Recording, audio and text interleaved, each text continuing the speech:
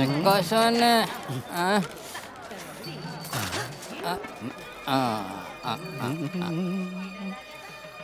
Sorry बोल sorry बोल साले सॉरी बोल सॉरी बोल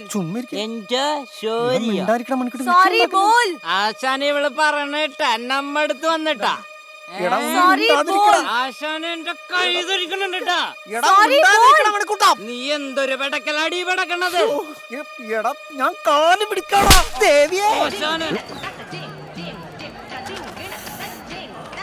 എന്റെ ആശാനെ നീ ഏതാടാ എന്റെ നാട്ടിൽ വന്നിട്ട് എന്റെ വീട്ടിലെ പടങ്ങളുടെ കളി?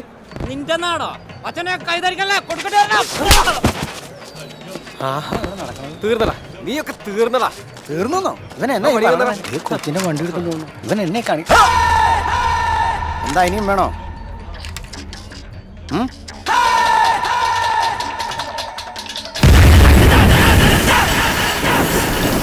എന്റെ രണ്ടാനമ്മേ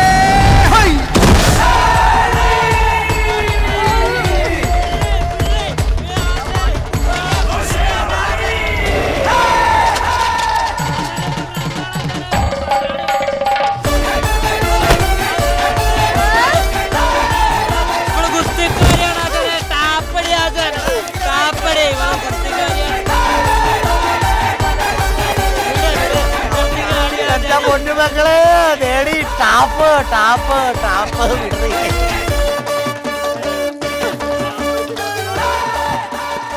ശരി, ചോറിനിട്ട് വരാം. എന്തൊരു അടിയാണ് അവൾ അടിച്ചത്. സാക്ഷാൽ അന്ധകരണം പറിച്ചുപോയി. ഇത് സംഭവം കരാട്ടയാ. അവരുടെ മൂവ്മെന്റ് കണ്ടപ്പോഴേ എനിക്ക് സംഗതി പിടികിട്ടി. സംഭവം കുങ്ഫുവാ. ആണോ?